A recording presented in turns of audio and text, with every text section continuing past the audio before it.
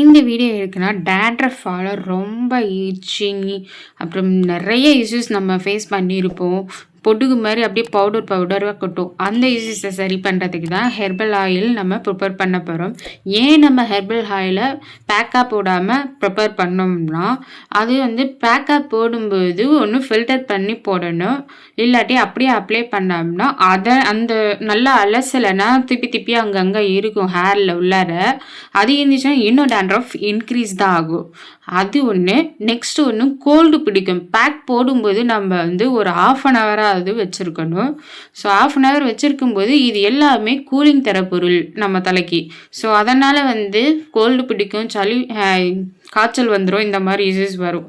So அந்த issues எல்லாம் சரி பண்ணுறதுக்கு தான் இந்த மாதிரி நம்ம வடை மாதிரி தட்டி ஆயில் காய்ச்சிக்கிறோம். ஏன் வடை மாதிரி தட்டி காய்ச்சுறோம்னா, வடை மாதிரி தட்டி காய்ச்சும்போது வந்து அது ஹெர்பல்ஸ் அப்படியே அரைச்சி நம்ம எண்ணெய் ரெடி பண்ணலாம் டைம் இல்லைன்னா.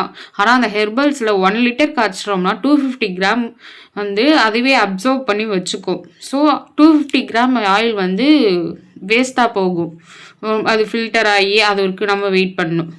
அதுக்கு வெயிட் பண்ணுற நேரத்தில் நம்ம இந்த மாதிரி வடை தட்டி பண்ணும்போது அந்த ஹெர்பல்ஸோட எல்லா பெனிஃபிட்ஸும் நமக்கு கிடைக்கும். நமக்கு ஆயிலும் வந்து வேஸ்ட் ஆகாது.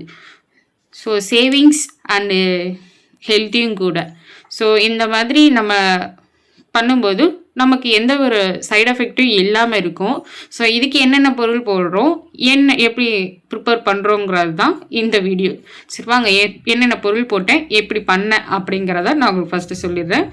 நெக்ஸ்ட் என்னென்னா, இதை பண்ணிவிட்டு என்ன பண்ணக்கூடாதுங்கிறத சொல்கிறேன்.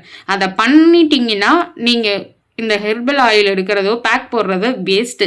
ஸோ ஃபஸ்ட்டு எப்படி பண்ணுறதுன்னு சொல்கிறேன், அடுத்து என்ன பண்ணக்கூடாதுங்கிறத சொல்கிறேன். இப்போ இதுக்கு வந்து நம்ம அதாவது வேப்பந்தழை, குப்பைமேனி, பொடுதலை பொடி, வெங்காயம், அப்புறம் வெந்தயம் வந்து பிஃபோர் நைட்டே ஊற வச்சுக்கணும்.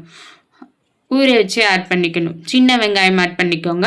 நெக்ஸ்ட்டு வந்து கற்றாழை, இது எல்லாத்தையுமே ஆட் பண்ணி நல்லா மிக்சியில் அரைச்சிக்கோங்க.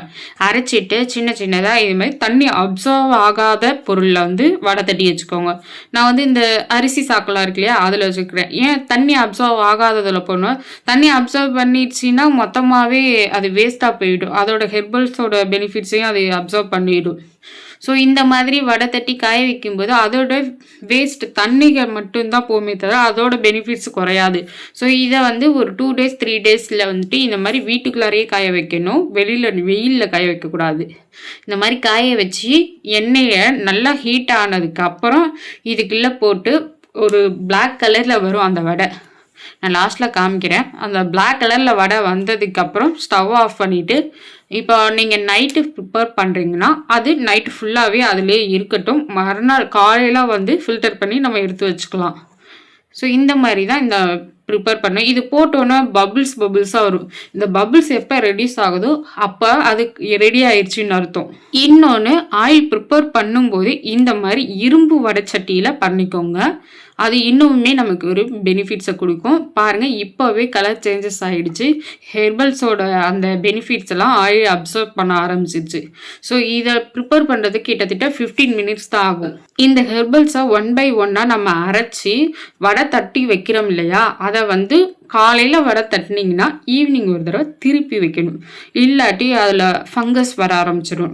ஏன்னா ஒரு சைடு காஞ்சிரும், ஒரு சைடு வந்து அந்த ஈரப்பதம் இருந்துகிட்டே இருக்கும்.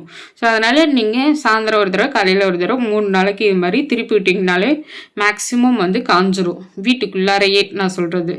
இப்போ பாருங்கள், இதில் பபிள்ஸ் அடங்கிடுச்சு. இதுதான் ப்ரிப்பேர் ஆனதுக்கான ஒரு இது. இதை ஒரு நைட் ஃபுல்லாக அப்படியே விட்டுட்டு மறுநாள் பார்த்திங்கன்னா இந்த மாதிரி இருக்கும். இதை ஃபில்டர் பண்ணி யூஸ் பண்ணுங்கள். 2 hours வச்சுருங்க. உங்களுக்கு டைம் இல்லைன்னா 1 ஹவராவது வச்சுருக்கணும். உங்களுக்கு டைம் இருந்தால் 2 hours வச்சுக்கோங்க. அப்போ தான் நமக்கு ஃபுல்லாக அந்த இதெல்லாம் ஆகும். தலை ஃபுல்லாக அப்சார்ப் ஆகும். இது மாதிரி ஃபில்டர் பண்ணி ஒரு கண்ணாடி பாட்டிலில் வச்சுக்கோங்க. அந்த வடையை வந்து தூக்கி போட்டுடலாம். ஃபுல்லாக எண்ணெயை ஃபில்டர் பண்ணி நம்ம எடுத்துக்கிட்டு தூக்கி போட்டுடலாம். இப்போ நம்ம என்ன பண்ணக்கூடாதுங்கிறத சொல்கிறேன். நம்ம நல்ல தலையோடு குளிச்சுட்டு அதே துண்டை வந்து யூஸ் பண்ணக்கூடாது. தலைவாணி வர மாற்றிக்கணும். அப்புறம் சீப்பையும் நல்லா வாஷ் பண்ணிட்டு தான் நம்ம யூஸ் பண்ணணும். அவ்வளோதான், நம்மளோட ஹெர்பல் ஆயில் வந்து ரெடி ஆகிடுச்சு. இந்த வீடியோ பிடிச்சா லைக் பண்ணுங்கள். இந்த ஆயில் வேணும்னா நம்மகிட்ட இருக்குது, ஆர்டர் பண்ணிக்கோங்க. வீடியோ பிடிச்சா லைக் பண்ணிவிட்டு சேனலை மறக்காமல் சப்ஸ்கிரைப் பண்ணிக்கோங்க. டேண்ட்ரஃபால் அவஸ்தைப்படுறவங்க ஃப்ரெண்ட்ஸ்க்கு இதை ஷேர் பண்ணுங்கள். பாய்.